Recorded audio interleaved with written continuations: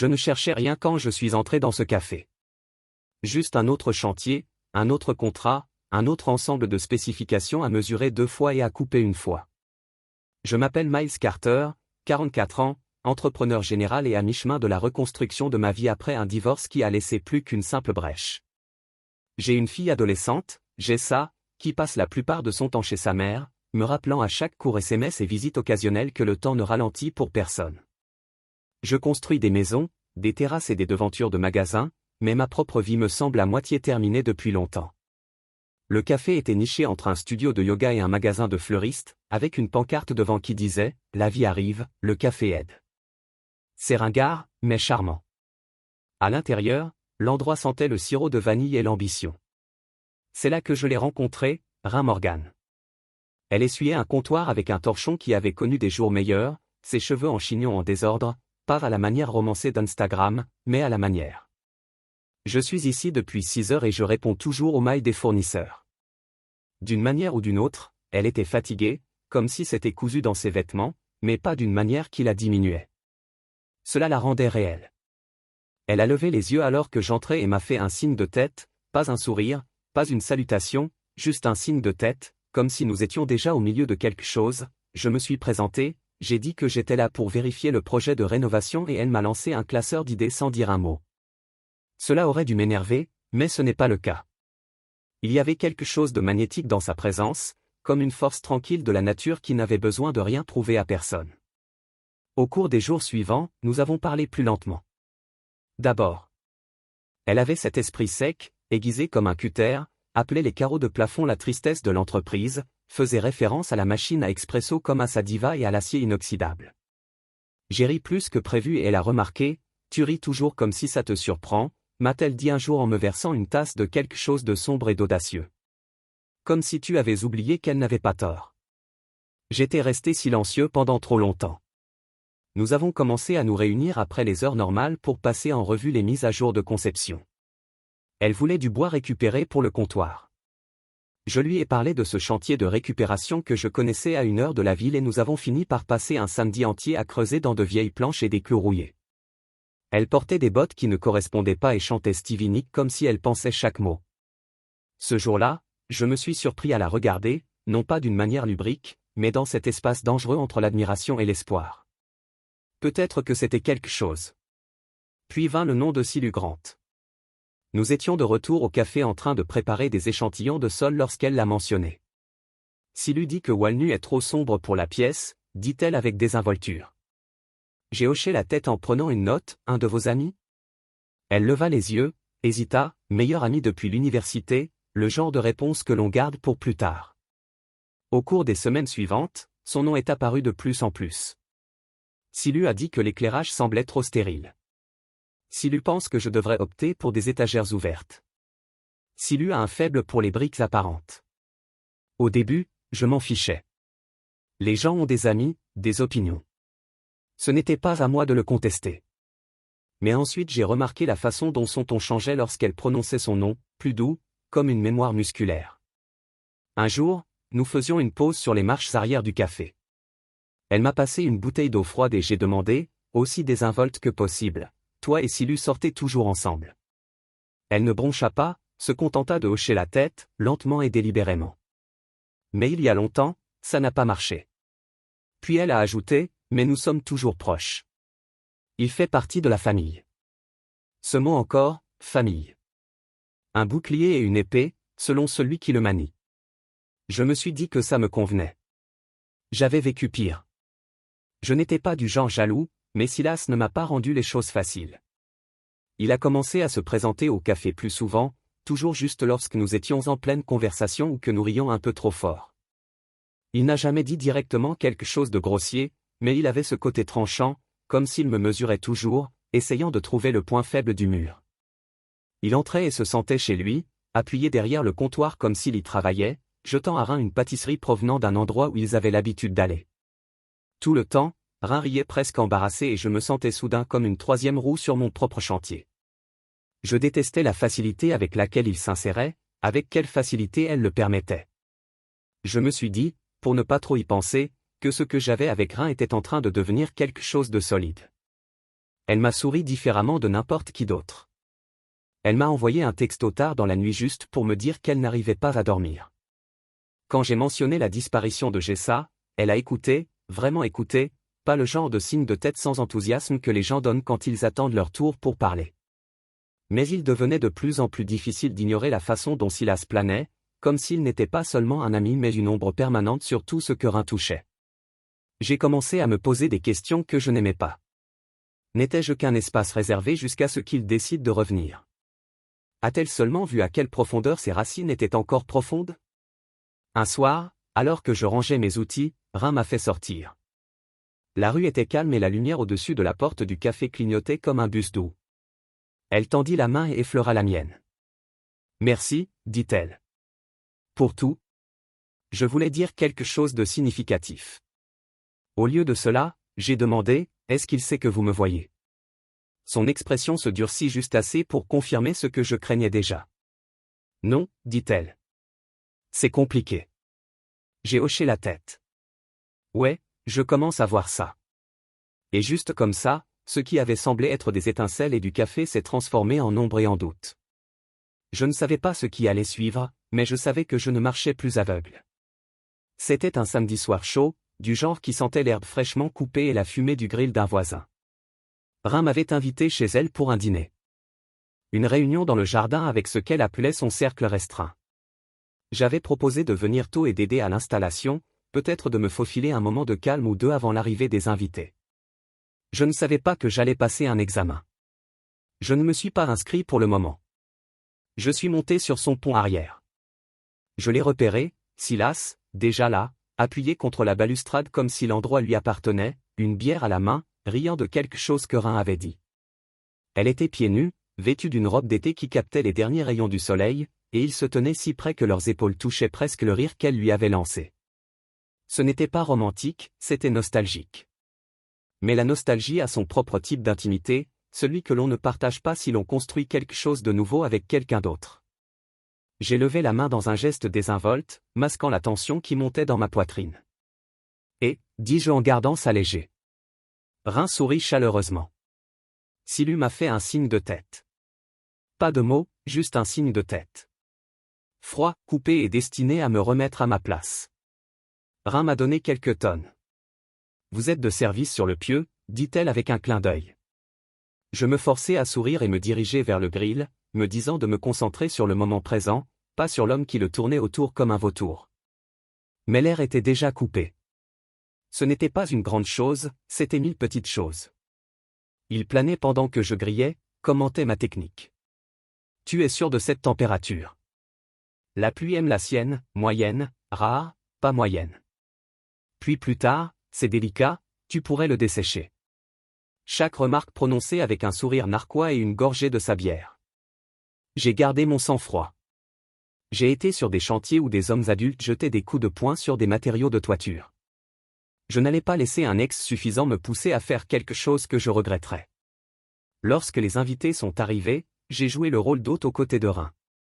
J'ai distribué des boissons, j'ai bavardé et j'ai même eu quelques rires de son ami Becca, qui m'a dit que j'étais agréablement normal. La main de Rhin m'a effleuré le dos une fois et j'ai pensé, peut-être que je suis juste paranoïaque, peut-être que Silu est juste maladroit. Puis la conversation a changé. Nous étions tous assis autour de la table sur les assiettes du pont, le vin plein, la musique bourdonnant en fond sonore. Quelqu'un a parlé de politique, je ne me souviens même plus de qui. Juste un commentaire passager sur l'économie ou le maire ou quelque chose comme ça. J'ai répondu avec mon honnêteté habituelle mais mesurée. Je ne suis pas du genre à écraser un dîner avec des opinions, mais Silu s'en est emparé comme d'un appât. Ce n'est pas tout à fait exact, dit-il. En fait, si vous lisez la législation.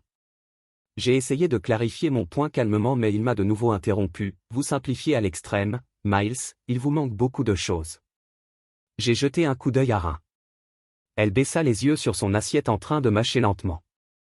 Aucun signe qu'elle allait intervenir. J'ai gardé une voix égale. Je ne prétends pas être un expert, je donne juste mon point de vue. Silu se pencha en avant. Je précise, ouais, mais tes prises de vue sont mal informées Rhin, sauvegarde-moi ici. C'était la première fois qu'il invoquait directement son nom ainsi, l'entraînant dans l'attention. Elle avait l'air prise comme un cerf figé entre les phares. Je pense que vous voyez tous les deux les choses différemment, dit-elle en essayant de jouer un rôle neutre. Mais ses yeux se tournèrent vers lui, pas vers moi. C'était le changement. À la seconde où j'ai réalisé que je ne débattais plus d'idées, j'étais mis à l'épreuve. Silu ne cherchait pas la vérité, il affirmait sa domination et elle le laissait faire. Il se pencha en arrière, moqueur, tu ne sais même pas de quoi tu parles, range. C'est trop gentil de le dire à voix haute. Les mots frappent comme un marteau. J'ai regardé autour de la table. Le rire était mort. Becca fronçait les sourcils. L'un des gars, Toby, bougeait inconfortablement sur sa chaise. J'ai jeté un nouveau coup d'œil à Rhin, m'attendant, espérant qu'elle parlerait, dirait quelque chose, n'importe quoi. Elle ne l'a pas fait. J'avalai la chaleur qui montait dans ma gorge et posai ma fourchette. Tu n'es pas obligé d'être d'accord avec moi, Silu, mais la condescendance n'est pas nécessaire. Il a ri. Ce n'est pas de la condescendance, si c'est vrai. C'est à ce moment-là que Rhin s'est finalement levé. Ok, refroidissons-le. Très bien. Sa voix était tendue, performative. Elle regarda le groupe. Désolé, tout le monde, c'est juste une discussion animée. Silu se leva également. Non, ça va, je n'ai pas besoin d'être sermonné sur mon propre deck. Ce n'est pas ton deck. J'ai dit bas mais clair. Il se tourna pour sonner, tu vas le laisser me parler comme ça. Son silence était une réponse suffisante. Il se moqua, marmonna quelque chose dans sa barbe et s'en alla. La porte moustiquaire claqua derrière lui. Tout le monde était assis là, stupéfait. Personne n'a parlé. Becca a marmonné quelque chose à propos de la nécessité d'appeler une babysitter et les autres ont commencé à trouver des excuses pour partir. En moins de 10 minutes, le dîner qu'il avait si soigneusement planifié n'était plus que nous, reste, gâteau non mangé et bourdonnement d'une lumière sur le porche. Elle m'a tiré à l'écart près de la cuisine. Ses yeux étaient vitreux et sa voix tremblante. Vous devez lui présenter vos excuses. J'ai cligné des yeux. Excusez-moi, il était là avant vous. Il fait partie de la famille et il est plus important que toi. C'était une phrase claire et brutale. Pas de bégaiement, pas de doute. Je n'ai pas discuté, je n'ai pas crié, je ne lui ai même pas demandé de le reprendre. Je l'ai juste regardé, vraiment regardé, et pour la première fois j'ai vu ce qui était là depuis le début. J'étais le visiteur, il était le fondement. Elle s'est détournée, s'attendant probablement à ce que je me batte pour ma place. Mais j'avais déjà décidé si je devais me battre pour l'obtenir. Je n'en avais pas. Je n'ai pas claqué la porte, je n'ai pas élevé la voix, j'ai juste descendu les marches de la maison de Rhin et me suis dirigé vers mon camion, comme si je quittais n'importe quel autre rassemblement. Je n'ai pas ressenti de colère, pas encore. Ce que je ressentais, c'était du poids, comme si quelqu'un avait drapé une bâche trempée sur ma poitrine et qu'à chaque respiration, elle s'affaissait plus bas. Ces mots résonnèrent avec une clarté parfaite alors que je montais dans le taxi et fermais la porte. Il était là avant toi et il est plus important que toi. Je suis resté assis là un moment, le moteur éteint, les mains sur le volant. La lumière du Porsche derrière. Moi a clignoté une fois, puis s'est stabilisé. Je pouvais encore entendre le léger craquement de sa porte moustiquaire alors qu'elle se fermait. Elle n'est pas venue après moi. Je ne m'attendais pas à ce qu'elle le fasse. J'ai démarré le camion et j'ai reculé lentement, le gravier crissant sous mes pneus, le bruit plus fort qu'il n'aurait dû l'être dans la rue calme. Pas de musique, pas d'appel. Je n'ai même pas regardé mon téléphone. J'avais besoin de quelque chose que je pouvais contrôler, alors je suis passé devant l'école où Jessie allait quand elle était petite. Une fois devant la quincaillerie, j'ai aidé à la reconstruire après une tempête. Passer le dîner ouvert 24 heures sur 24 avec le café brûlé et les cabines collantes. Je n'avais pas de destination en tête. Parfois, le mouvement suffit. Mon père disait que lorsque les réponses ne viennent pas, occupez-vous les mains. Laissez le corps dépasser l'esprit. Cette conduite de nuit est devenue ma version de cela, kilomètre après kilomètre. Phare, traversant l'obscurité. Je laisse le silence s'étendre et faire son œuvre. J'ai pensé à Jessa, à la façon dont elle me posait des questions qui me divisaient en deux, comme pourquoi tu ne vis plus avec maman? Ou as-tu arrêté de l'aimer? Je répondrai toujours avec attention, parce que les enfants n'ont pas besoin de toutes les pièces, ils ont juste besoin de savoir qu'ils ne font pas partie de ceux qui ont été abandonnés. Je n'ai jamais parlé en mal de sa mère, mais maintenant je me demandais ce que Jessa penserait si elle me voyait ainsi. Elle voyait l'homme qui avait promis de ne plus jamais être un paillasson, s'éloignant tranquillement d'une femme qui ne l'avait pas choisi. Je me suis retrouvé sur le chantier de 3rd Street. Un pont à moitié fini se dressait comme une charpente sous le clair de lune, de nouvelles poutres grisonnant déjà sur les bords. Je suis sorti du camion et j'ai marché sur les bottes en contreplaqué, cognant contre les planches. Je m'assis sur une poutre, les pieds pendant par-dessus le bord, regardant la structure comme si elle pouvait me dire quelque chose que je n'avais pas encore compris. Lors de mon dernier mariage, je suis resté trop longtemps. J'espérais que l'amour repousserait comme les cheveux après une mauvaise coupe, que si je travaillais plus dur, fournissais mieux, restais patient, le silence se remplirait à nouveau de chaleur. Mais ce n'est pas le cas. Il faisait juste plus calme et plus froid. Et finalement j'ai réalisé que j'étais seul dans une maison construite pour deux. Ce moment où j'ai emballé mes outils, signé les papiers, partagé les vacances avec Jessa, cela m'a appris quelque chose de douloureux. Quand quelqu'un vous montre votre rang dans sa vie, ne demandez pas de recomptage. Et pourtant, j'étais de nouveau là, sans crier, sans me battre, juste en train de partir. J'ai dormi dans le camion cette nuit-là, inclinant le dossier et enfilant ma veste sur moi comme une couverture. Ce n'était pas confortable, mais c'était le mien. Le lendemain matin, je me suis levé, j'ai marché jusqu'au restaurant du coin et j'ai commandé des œufs et des toasts comme si c'était n'importe quel autre jour de travail. Quand j'ai finalement rallumé mon téléphone, j'ai reçu 6 messages de Rhin. La première était informelle, et « Pouvons-nous parler ?» Puis vint la défense, « Vous avez mal pris cela. » Je ne voulais pas dire comment ça sonnait. Puis la culpabilité. J'avais juste besoin que tu comprennes depuis combien de temps Silu est dans ma vie. Puis silence. Le deuxième jour, elle a réessayé. Je déteste la façon dont nous avons laissé les choses. Tu me manques. Je n'ai pas répondu. Il ne s'agissait pas de punition. Je n'essayais pas de lui donner une leçon. J'avais juste besoin d'espace réel, celui où je pouvais entendre mes propres pensées sans que les siennes ne résonnent dans chacune d'elles. Je me suis donc lancé dans le travail, sol nivelé, cloisons sèches poncées, moulures installées, si précisément qu'elles avaient l'air d'avoir poussé là.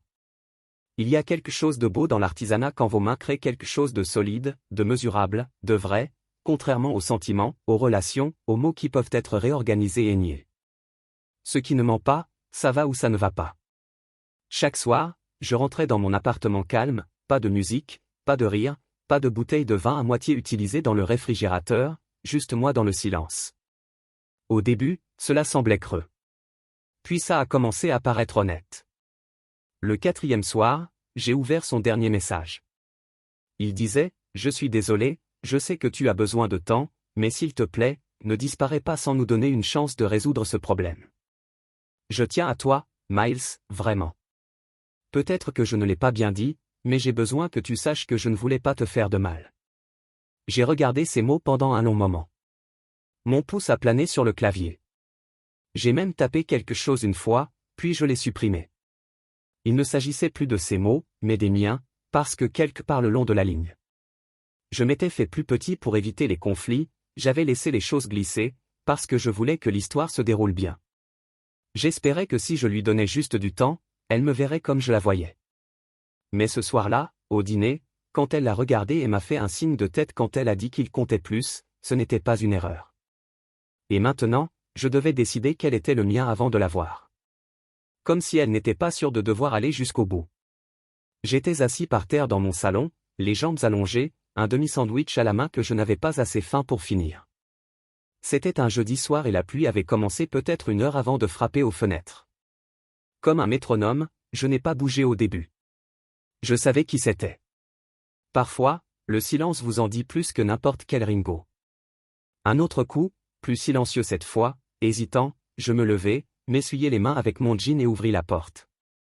Elle était là, puis, ses cheveux étaient trempés sur les bords, des boucles accrochées à son cou. Ses yeux étaient gonflés, cerclés de rouge. Pas de parapluie, pas de prétention, juste elle dans un sweat à capuche, trop mince pour le temps et une vulnérabilité que je n'avais jamais vue auparavant, pas même cette nuit sur le pont où elle a choisi Silu. Elle n'a rien dit au début. Ses lèvres s'entr'ouvrirent, mais tout ce qu'elle voulait dire resta coincé dans sa gorge. Je me suis simplement écarté et je l'ai laissé entrer. Elle a franchi le seuil comme quelqu'un entre dans un confessionnal. Ses chaussures laissaient des traces mouillées sur le bois dur. Je ferme doucement la porte derrière elle. Elle se tourna vers moi, tremblant toujours légèrement, pas à cause du froid, réalisai-je, mais à cause de la tempête qui l'avait frappée. Bien avant qu'elle ne sorte sous la pluie. Je ne savais pas où aller. Elle murmura, « Tu as toujours eu quelque part, dis-je. Vous ne l'avez tout simplement jamais choisi. » Elle tressaillit comme si je l'avais giflée et je me détestais immédiatement d'avoir dit ça comme ça. Mais je ne l'ai pas repris. Je ne pouvais pas. Elle leva la main et s'essuya le visage avec sa manche. J'ai fait une erreur, Miles, je le sais. J'ai fait signe vers le canapé. Elle s'assit lentement, avec précaution, comme si elle craignait que les meubles ne la rejettent à leur tour. Je suis venu parce que j'avais besoin de le dire en personne, pas d'un texte, pas d'excuses soigneusement rédigées. Cela me donne l'air plus organisé que je ne le suis en réalité. Elle m'a regardé avec des yeux vitreux. Tu ne méritais pas ce que j'ai dit. Pas cette nuit-là, jamais. Je m'assis dans le fauteuil en face d'elle, les mains serrées. Mais vous l'avez dit, pluie. C'est ce à quoi je reviens sans cesse. Vous l'avez dit comme si c'était un fait. Je sais que sa voix s'est brisée. Et c'est la partie qui me ronge. Nous sommes restés assis en silence pendant un moment.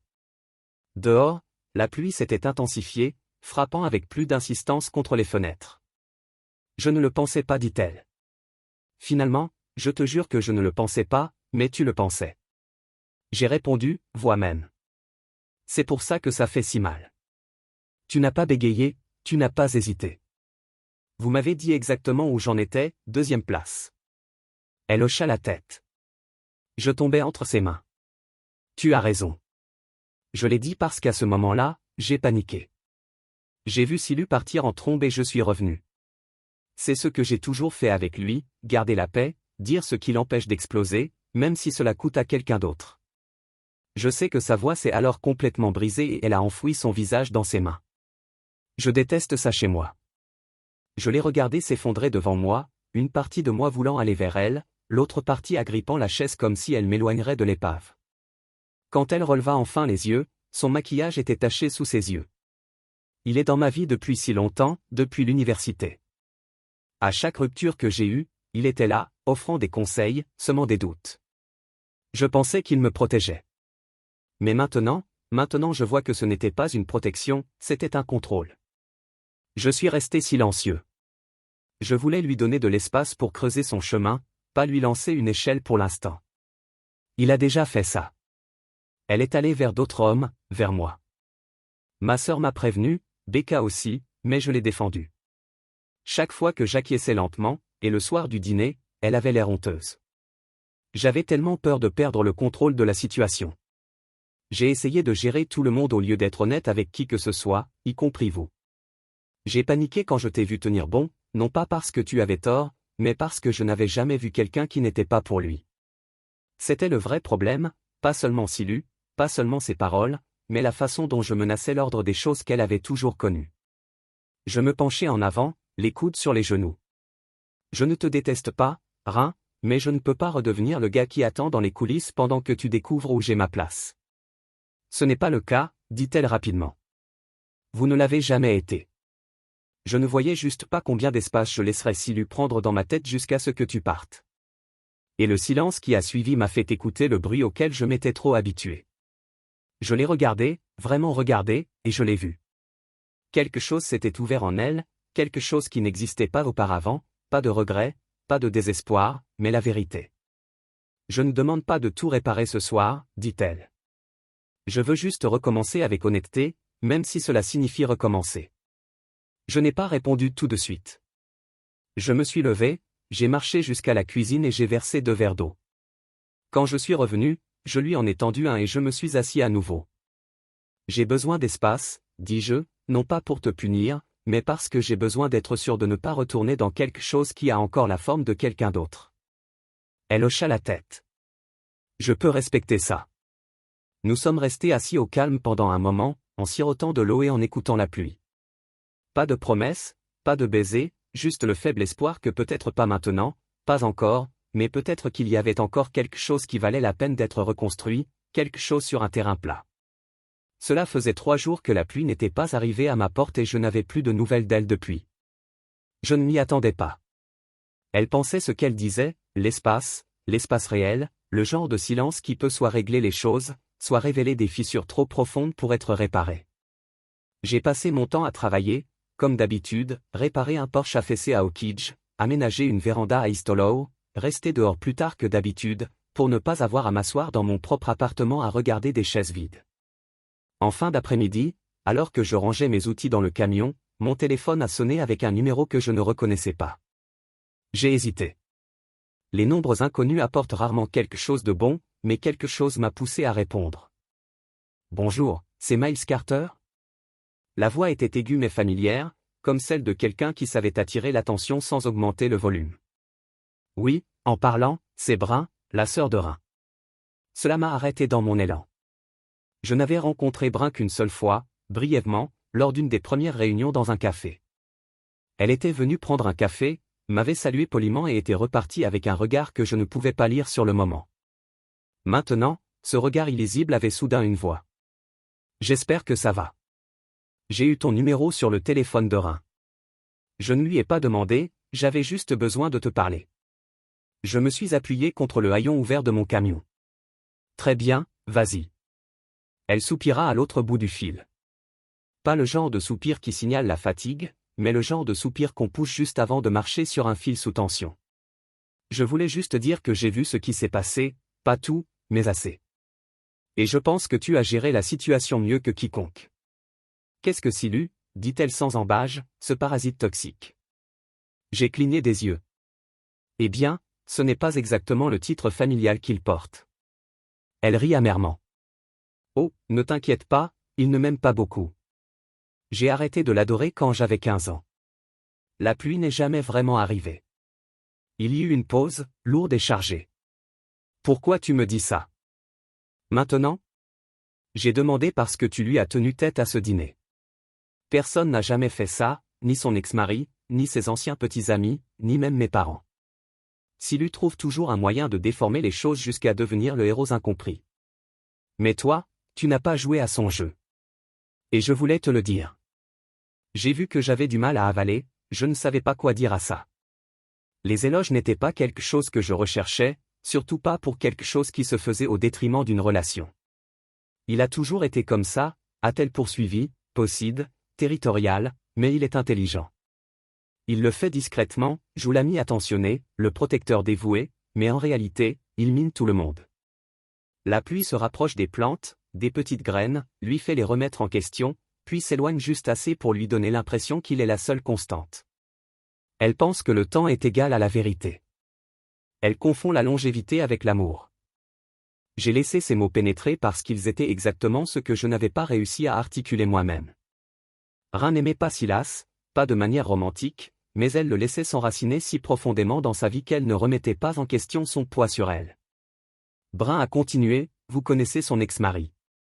Silas lui a raconté des choses que Rhin avait confiées dans des moments difficiles, lui a dit qu'elle n'était peut-être pas prête pour le genre de vie qu'il voulait. L'homme a demandé la séparation un mois plus tard, Rhin n'a même pas soupçonné le lien. Ma mâchoire s'est serrée et elle lui a toujours fait confiance après cela. Des Silu, je ne ferai jamais ça. C'est ça, marmonnai-je. Il a une façon de te faire sentir comme si c'était toi qui étais irrationnel. Exactement, a déclaré Prince.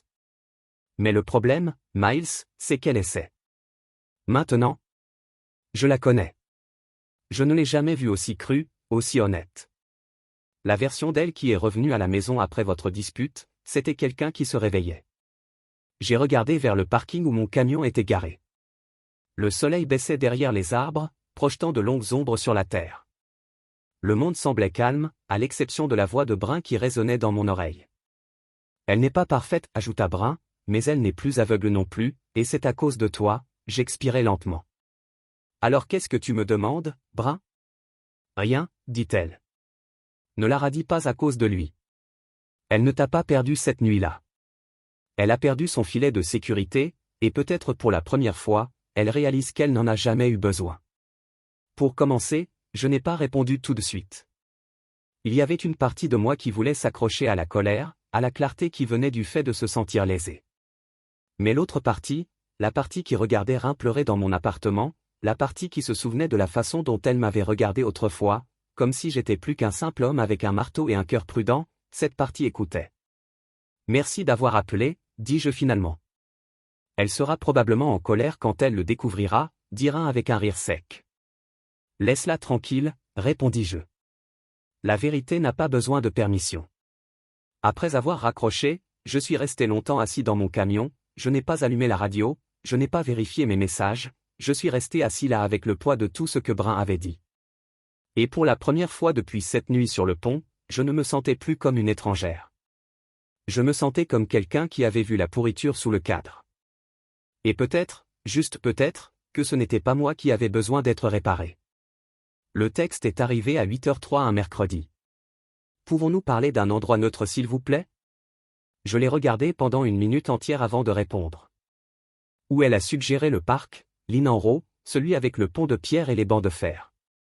Personne ne s'asseyait dessus parce qu'ils étaient toujours un peu trop froids, un peu trop humides. Ce n'était pas loin du café, mais c'était calme, isolé, probablement son idée de neutre. Je suis arrivé 5 minutes plus tôt. La pluie était déjà là. Assise au bord de la fontaine, les mains jointes entre les genoux, elle paraissait plus petite, comme si quelque chose s'était replié vers l'intérieur. Pas de maquillage, pas de vêtements dramatiques, juste un coupe-vent bleu marine, un jean et cette même beauté fatiguée que j'avais remarquée lors de notre première rencontre. Mais cette fois, il n'était pas porté, il était brut. J'ai marché lentement. Elle a levé les yeux et m'a fait un sourire serré et incertain, « Merci d'être venu ». J'ai hoché la tête mais je ne me suis pas assis tout de suite. Alors elle a pris une inspiration, puis une autre. J'ai commencé une thérapie. Cela m'a pris au dépourvu. Cela fait 2 semaines. J'aurais dû vous le dire, mais je voulais être sûr que j'y donnerais suite avant d'en faire la une des journaux. Sa voix était ferme, presque répétée, mais ses yeux étaient différents, plus clairs, ni polis, ni apaisants, juste honnêtes. C'est bien, dis-je, toujours debout. Je suis contente que tu fasses quelque chose pour toi. Je n'ai pas opté pour Silu, ajouta-t-elle rapidement. J'y suis allé parce que j'avais besoin de comprendre pourquoi je le laissais continuer à tirer les ficelles, pourquoi je continuais à le défendre même si je savais que c'était mal. Elle m'a fait signe de m'asseoir et cette fois je l'ai fait. Le froid de la pierre s'est infiltré presque instantanément à travers mon jean. Nous nous sommes assis côte à côte, avec un espace prudent de 30 cm entre nous. J'ai relu ses textes, a-t-elle déclaré en sortant son téléphone. Je n'y avais jamais vraiment prêté attention auparavant, mais une fois que je l'ai fait, je l'ai vu. La culpabilité, la manipulation, la façon dont chaque message me revenait en lui disant quelque chose, du temps, de la loyauté, du silence. Dur. Flash d'information, il ne le fera pas. Je les ai lus puis je les regardés. Il a dit qu'elle hochait la gorge serrée. Chaque fois que je m'éloignais, même un peu, il en envoyait un double, juste avant ton arrivée, elle me l'a montré. Tu ne l'as pas vu. Ça, mais j'ai continué à me convaincre que c'était de l'amour, juste du mauvais genre. Je me suis penché en arrière sur le banc, me pressant contre mes épaules. Alors pourquoi me raconter tout ça? Maintenant, elle se tourna complètement vers moi, le vent attrapant ses cheveux et les poussant sur son visage, parce que j'ai besoin que tu saches que je ne le défends plus et je ne suis pas là pour te demander de revenir ou de me pardonner. Je suis ici parce que j'ai besoin de m'approprier ce que je laisse arriver. Je l'ai laissé saboter ce que nous avions, je l'ai laissé manipuler mes décisions et je t'ai blessé parce que je vivais toujours selon ses règles. J'ai détourné le regard un instant, regardant un enfant lancer de la chapelure à un troupeau de pigeons. Le bruit de la circulation bourdonnait au loin, faible et constant, comme un mauvais souvenir qu'on ne peut pas vraiment oublier. Alors, où vas-tu à partir d'ici, ai-je demandé. Je lui ai coupé la parole, elle a dit, j'ai bloqué son numéro, je lui ai dit de ne pas venir au café, j'ai dit à Becca, Brun et à tout le monde entre les deux que j'avais fini de lui trouver des excuses. J'ai haussé un sourcil. Et comment prends-tu ça? Son sourire était fragile, comme celui d'un homme qui n'a jamais entendu non, avant qu'elle ne fouille dans son sac et en sorte un dossier. J'ai écrit des choses pour des lettres de thérapie. Je n'enverrai pas de souvenirs, j'essaie de faire le tri. J'en ai écrit un sur toi. Je ne l'ai pas atteint, je n'étais pas prêt, pas à ce que tu le lises. Elle a ajouté, juste pour te dire que tu comptais, que ce que nous avions, ce que nous pourrions encore avoir. Cela signifiait quelque chose pour moi, même si je le traitais comme si ce n'était pas le cas. Ma gorge se serra. J'ai frotté mes paumes contre mon jean, m'appuyant sur mes pieds. Et maintenant? Elle haussa les épaules. Maintenant, je continue. Je continue de me présenter à une thérapie. Je continue d'être honnête, même quand c'est moche, même quand je veux détourner l'attention, blâmer ou réparer quelqu'un d'autre au lieu de me réparer moi-même. J'ai demandé prudemment, où est-ce que je me situe dans tout ça? Elle m'a regardé, fixe et sûr. Où que vous souhaitiez. Je ne suis pas là pour te convaincre de me pardonner. Je ne fais pas de promesses que je ne peux pas tenir. Mais si jamais tu veux reparler, vraiment parler, pas en tant que petit ami et petite amie, pas même en tant qu'ami, juste comme deux personnes qui s'en soucient, alors je serai là. Aucune pression, aucune attente. Je la regardais pendant un long moment. Le silence n'était pas pesant cette fois. C'était spacieux, honnête, j'y réfléchirai. J'ai dit, c'est tout ce que je demande. Elle se leva, passa son sac sur son épaule, merci d'avoir écouté. Puis elle s'est retournée et est partie, ne regardant pas en arrière, et pour la première fois depuis le début de ce gâchis, j'ai senti quelque chose se détendre en moi, pas la fermeture, mais le début de quelque chose de mieux que cette clarté. C'était un mardi soir quand j'ai reçu l'appel.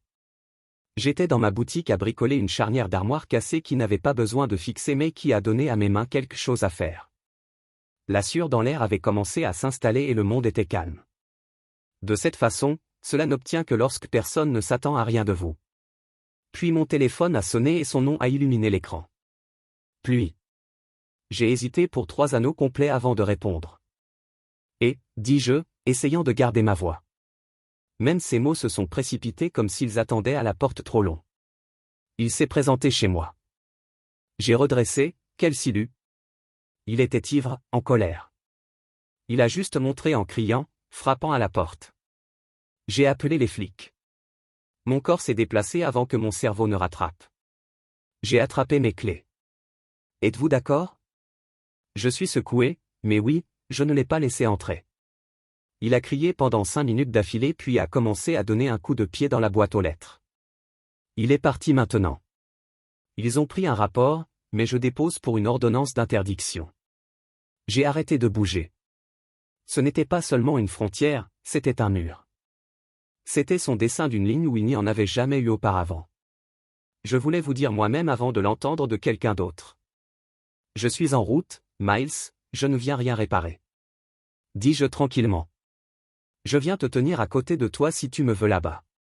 Elle n'a pas répondu avec des mots, juste un souffle, un son doux qui a dit oui. Quand je suis arrivé, la porte d'entrée avait une nouvelle fissure dans le cadre où il l'avait bottée. Un pot à fleurs a été brisé sur les marches. La pluie se tenait dans un sweatshirt et des leggings, les bras enroulés autour d'elle, les yeux gonflés mais concentrés.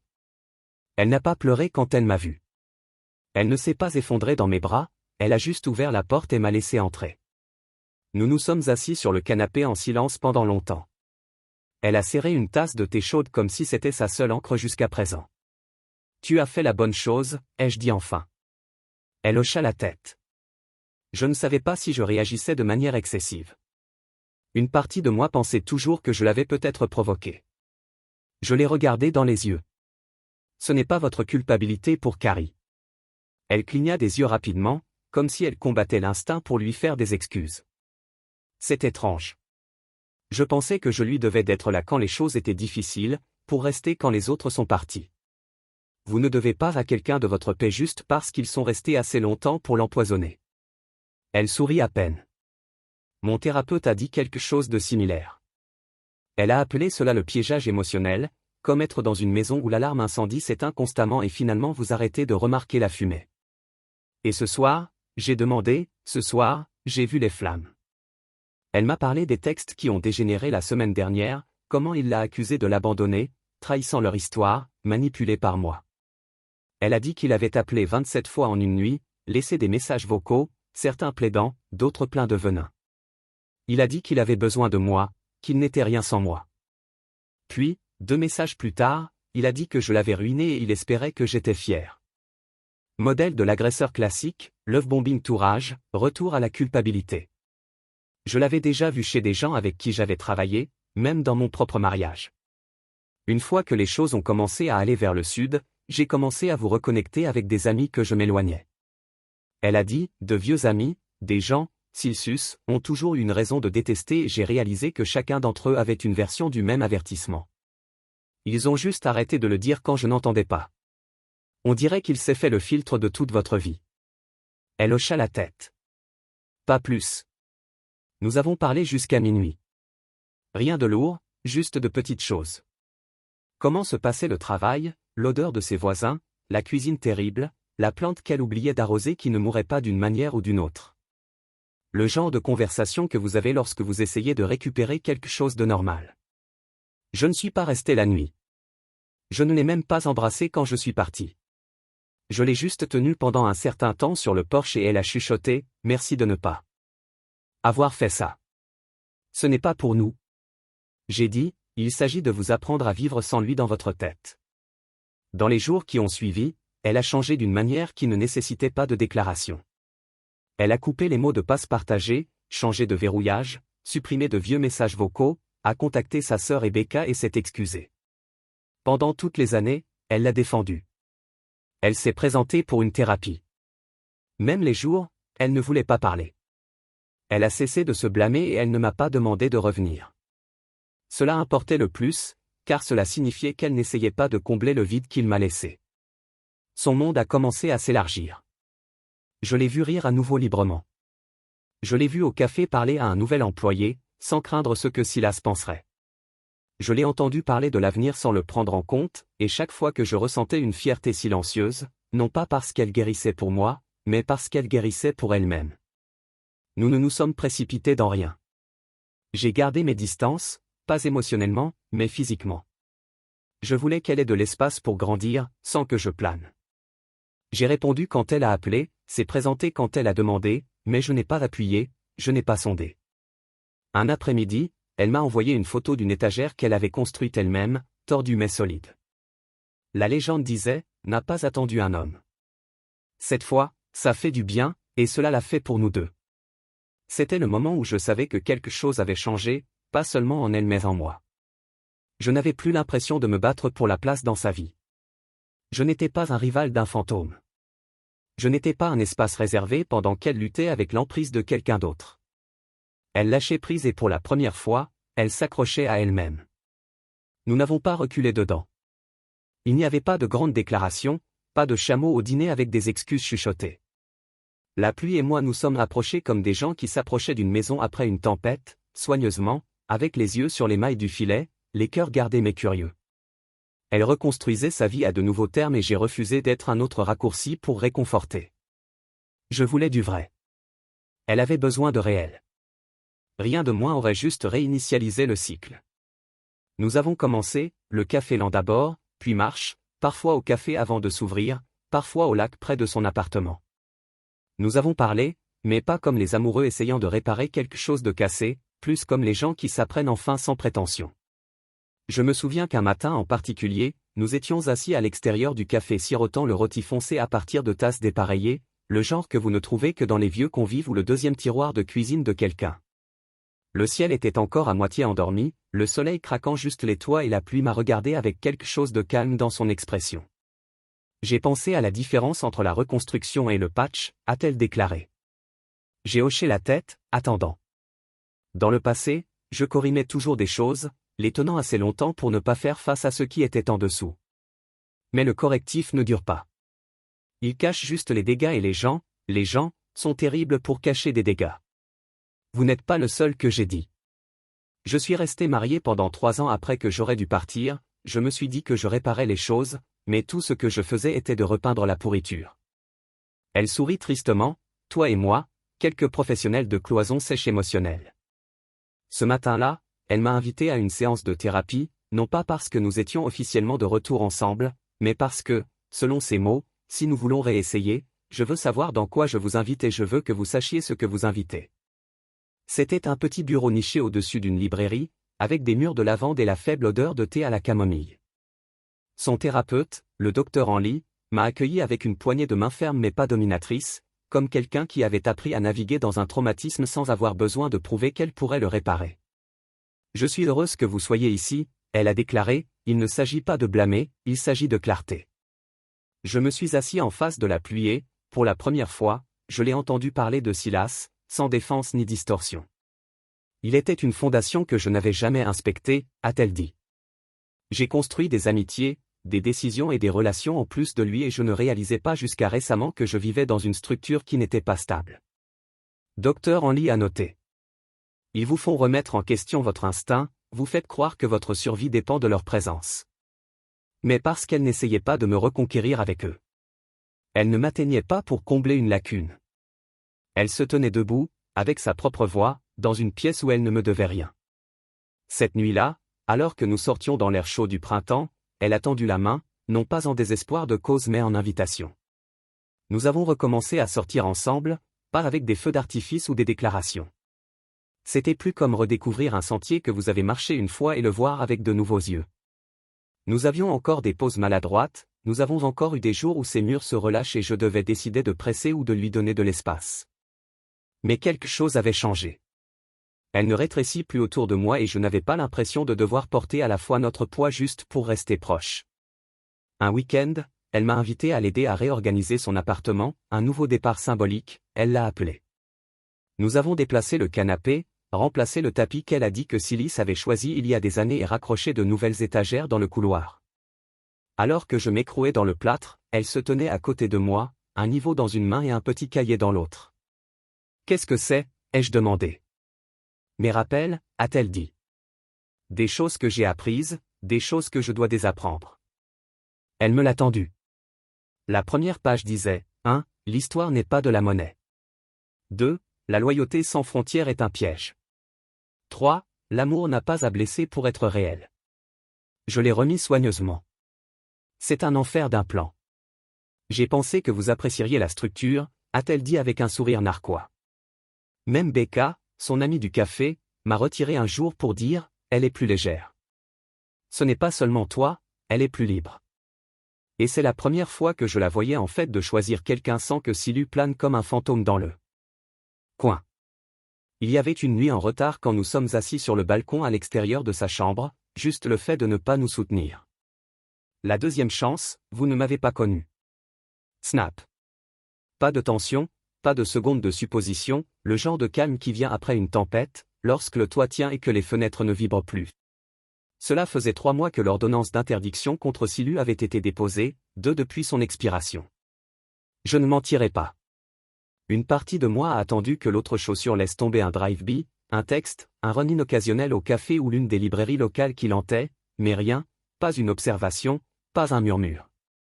Au lieu de cela, l'écho de lui s'attardait de manière plus petite, des connaissances mutuelles avec trop de curiosité, des questions masquées comme préoccupation. Vous n'avez pas vu les Silas récemment? Tout va bien avec vous deux, ou pire. C'est juste bizarre de ne pas le voir ici. Vous deux étiez comme un forfait. La pluie avait cessé de tressaillir lorsque ces commentaires sont venus. Elle n'est pas devenue défensive ou s'excuse, elle hoche la tête et dit que ce chapitre est fermé. Simple, propre, pas cruel, mais définitif. Et quand certaines personnes ont choisi de ne pas la croire, quand elle murmurait les choses ou se sont distanciées, elle les a laissées. Pas de mendicité, pas de proue, pas de deuil ceux qui sont partis. Je n'ai pas perdu des amis, m'a-t-elle dit une nuit en organisant des boîtes dans son placard de rangement. J'ai perdu des gens fidèles à un dysfonctionnement. Il y a une différence. Elle avait raison. Plus elle a grandi en elle-même, plus je voyais à quel point elle portait non seulement le poids de l'influence de Silas, mais la culpabilité de le permettre depuis si longtemps. Une nuit, alors que nous mangions à emporter dans un endroit thaïlandais dans le bloc, elle a mis sa fourchette en milieu de billets et a dit « Je pensais que l'amour était fort, qu'il devait venir avec du drame ou du feu ou une sorte de grand geste à compter, mais je me trompais. C'est ça, ce sont des règles et votre genou brossant le mien et moi ne devait pas vérifier mon téléphone pour se sentir sécurisé. J'ai souri, donc je ne devrais pas annuler le ciel que j'ai réservé. » Elle rit vraiment, le genre qui venait de son ventre maintenant, pas d'un endroit essayant d'impressionner ou de distraire. Ce son était devenu l'une de mes choses préférées au monde. Nous n'avons plus beaucoup parlé de Silas, non pas par évitement, mais parce que son absence avait finalement cessé d'être la chose la plus intéressante de la pièce. La pluie avait rempli cet espace avec d'autres choses, ses nouveaux passe-temps comme la peinture des aquarelles, elle a refusé de montrer à quiconque et d'organiser des soirées de poésie à micro ouvert au café. Elle a commencé à encadrer une femme plus jeune qui voulait gérer son propre endroit un jour et elle l'a même amenée à l'un de nos dîners chez moi, le genre de dîner où nous ne nous inquiétons pas de qui regardait. Becca a également remarqué le quart de travail. Elle m'a retiré après une de ces nuits de micro ouvert. Elle est ancrée, a-t-elle dit. Pour la première fois depuis des années. Elle se choisit, pas l'histoire, pas la culpabilité, juste ce qui l'a fait se sentir vivante. J'ai hoché la tête. Elle la gagne silencieuse. Et vous, Becca, vous avez demandé, vous lui faites confiance maintenant? J'ai regardé la pluie en riant avec quelqu'un près de la machine à expresso. Ses yeux brillants, ses mains animées. Ouais, j'ai dit pour la première fois que je le fais. Puis vint la nuit qui l'a scellé. Nous rentrions du marché, des sacs de pâtes au basilic frais et une bouteille de vin pour un dîner que nous n'avions pas prévu au-delà de quelque chose de confortable. C'était le crépuscule, 7 heures d'or, où même les trottoirs fissurés avaient l'air cinématographique. La pluie s'arrêta sur les marches à l'extérieur de son bâtiment et m'a regardé avec une expression que je n'avais pas vue auparavant, pas nerveuse, pas incertaine, juste claire. Je ne veux pas que quelqu'un d'autre décide comment j'aime, dit-elle, j'ai cligné des yeux. Que veux-tu dire? Elle a posé les sacs et m'a fait face complètement. Pendant si longtemps, je laisse Silas définir ce qui était acceptable, ce qui était fidèle. Je laisse même les opinions des autres façonner mes relations. Je ne savais pas combien de choix je faisais de peur. Peur de décevoir quelqu'un, de perdre l'approbation, d'être seul.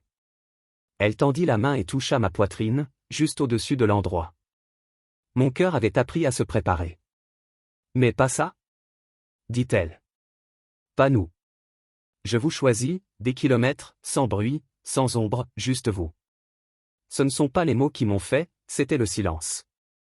Après la façon dont elle ne se précipite pas pour expliquer, qualifier ou adoucir la vérité, je me suis rapproché. Tu es sûr, elle hocha la tête. J'ai fini d'auditionner pour des gens qui ne m'aiment que quand je suis pratique. J'ai enroulé mes bras autour d'elle et pour une fois, je n'avais pas l'impression que je tenais quelque chose de fragile. J'avais l'impression de tenir quelqu'un stable, quelqu'un qui s'était arrêté sur le vieux échafaudage et avait commencé à se tenir seul. Plus tard. Cette nuit-là, alors que nous mangions sur son balcon, les jambes emmêlées sous la couverture, elle a tendu la main et a dit « C'est le genre de calme que je veux pour le reste de ma vie. » Et je savais alors que ce n'était pas un rebond, ça ne guérit pas comme une romance. C'étaient deux personnes qui se choisissaient, non pas parce qu'elles devaient le faire, mais parce qu'elles le pouvaient finalement. Plus de fantômes, plus de bruit, juste nous qui nous choisissons dans le calme. 6 mois plus tard, je ne me sentais plus comme si j'attendais d'être remplacé. La pluie et moi avions emménagé ensemble juste après l'expiration de son bail, tranquillement, soigneusement, comme des personnes qui avaient appris la valeur des palans. Pas de grande annonce, pas de publication sur les réseaux sociaux avec des clés assorties, juste un dimanche matin calme avec des boîtes en carton, un café partagé et le genre de rire qui vient lorsque deux personnes ont survécu à quelque chose qui menaçait autrefois de les avaler entiers. Elle a déménagé dans ma maison, mais nous l'avons fait le nôtre. Nous avons repeint la cuisine, un verre pâle qu'elle avait choisi elle-même, et je n'ai pas discuté, même quand je pensais qu'ils ressemblaient à des hommes de la glace. Nous avons construit une nouvelle étagère ensemble, correctement ce niveau de temps est droit, et elle a plaisanté en disant qu'elle était symbolique de notre croissance. Je lui ai dit qu'elle lisait trop dans les choses. Puis je l'ai embrassée. Nous avons soutenu, parfois, bien sûr, aucun couple n'est à l'abri, mais maintenant il n'y avait plus de porte slam, pas de s'excuses si nous nous battions. Nous avons encerclé, parlé, écouté, grandi. Je ne craignais plus son silence et elle ne craignait plus ma déception un soir, tout en pliant la lessive sur notre lit. Elle a dit, vous savez quelle est la différence maintenant? J'ai levé les yeux, quoi? Je ne me prépare pas quand j'entends votre camion entrer dans l'allée. Je ne répète pas les lignes dans ma tête où je me demande si j'ai fait quelque chose de mal. Je me suis assis à côté d'elle, un t-shirt toujours dans mes mains, et je n'ai pas l'impression d'être sur la pointe des pieds sur les règles tacites de quelqu'un. Je n'ai pas peur de devenir invisible. Elle pencha la tête sur mon épaule. Nous n'essayons plus de survivre les uns les autres. Nous essayons de construire quelque chose. C'est ce qu'il était devenu, un partenariat, équilibré, honnête. Elle ne s'est pas inclinée en moi et je n'ai pas essayé de la porter. Nous avons marché côte à côte. Quand j'ai lutté avec un projet difficile ou inquiet pour ma fille, le silence de Jess pendant ses humeurs adolescentes, la pluie a écouté, vraiment écouté, pas pour résoudre, pas pour réparer, mais pour comprendre. Et quand elle a eu de mauvais jours, lorsque le résidu des vieilles peurs s'est éclaté, quand l'anxiété a chuchoté qu'elle ne suffisait toujours pas, je ne l'ai pas minimisé, je ne l'ai pas comparé. Je suis simplement resté, je lui ai rappelé avec des actions qu'elle était en sécurité, que je n'allais nulle part juste parce que l'air était lourd. Siyu était vraiment parti maintenant, non seulement hors de son téléphone, mais hors de son système. Quelques semaines après avoir emménagé, il a réessayé. Un email cette fois. Un long message trempé et culpabilité rempli de nostalgie, de regrets passifs et agressifs et d'une liste de tout ce qu'ils avaient vécu. Elle me l'a montré sans hésitation, ses doigts tremblants moins de la peur et plus de la gravité de la fermeture. Je ne veux même pas répondre, a-t-elle déclaré. Alors pas, je lui ai dit. Il ne mérite pas votre clarté. Elle a bloqué l'adresse, a supprimé le fil, puis m'a regardé avec ce feu tranquille dans ses yeux et a dit, je n'ai plus peur de lui, j'ai fini. Elle le pensait, je le savais. Ensuite, le poids qu'elle portait comme une seconde peau avait finalement glissé. Elle s'est fait de nouveaux amis, reconnectée avec les anciens, a commencé à dire oui à des choses qui l'ont autrefois submergée, invitations, petits voyages, conversations inconfortables. Sa confiance a grandi de la manière subtile qui compte le plus, sa posture, sa voix, son apparence, les gens dans les yeux. Même Jessa l'a remarqué. Elle n'est pas comme les autres femmes avec qui vous êtes sortis, a déclaré ma fille un après-midi après avoir rejoint nous pour brunch. Non, dis-je en souriant, elle ne l'est pas. Elle te voit. J'ai hoché la tête, elle le fait. La pluie avait également fait partie du rythme de Jess. Pas un remplacement pour sa mère, jamais cela, mais une présence stable. Quelqu'un qui se souvenait de son thé préféré et n'a pas forcé des conversations maladroites. Quelqu'un qui a demandé comment était l'école et se souvenait réellement de la réponse. Parfois, je me réveillais au milieu de la nuit, je ressentais la main de la pluie légèrement sur ma poitrine et je regardais le plafond, étonné de voir à quel point la pièce ne se sentait pas silencieuse, pas vide, pas tendue, tout de même. Ce genre d'immobilité prend du travail. Il faut parcourir le feu et sortir disposé à aimer sans l'armure. Il faut choisir quelqu'un quotidiennement, non pas parce que vous en avez besoin, mais parce que vous le souhaitez. Sur notre vie de 6 mois ensemble, Marc, elle m'a surpris avec un petit dîner sur le patio arrière. Rien d'extraordinaire, juste des enjeux, du vin et quelques lumières de fée suspendues à la balustrade. Elle portait une simple robe noire, ses cheveux attachés, pieds nus, comme si elle était toujours à la maison. Vous vous souvenez de la première nuit que vous avez grillé ici, a-t-elle demandé. Difficile d'oublier, dis-je. Silish essayant de micro-gérer la température. Elle grimaça de façon ludique. Dieu, nous étions si loin de ça. Ouais, dis-je, tendant sa main. Mais peut-être que nous avons dû passer par ça pour arriver ici, elle m'a regardé. J'ai adopté. Vous êtes-vous déjà demandé si je suis toujours hanté par lui? Je ne m'en sais pas parfois. Mais ensuite je te vois maintenant et je sais que tu n'es pas hanté. Vous savez qu'il y a une différence. Elle hocha la tête et pour la première fois, je l'ai vu prendre sa sang tressaillir. Plus tard, après que les plats aient été lavés et que les lumières se soient dimensionnées, nous nous sommes assis sur les jambes du canapé, enlacé la tête sur ma poitrine, elle a chuchoté, « Je suis désolé de vous faire sentir comme deuxième. » J'ai embrassé son front. Je ne suis plus en colère parce que vous avez choisi mieux, et cette fois, vous le vouliez. Il n'y avait pas de feu d'artifice, pas de grande musique jouant en arrière-plan, juste le bourdonnement du lave-vaisselle, le rythme de 2 cœurs reposant côte à côte et le sentiment que, pour la première fois, nous ne reconstruisions pas sur un terrain tremblant, nous nous tenions sur quelque chose de solide, ensemble, égal.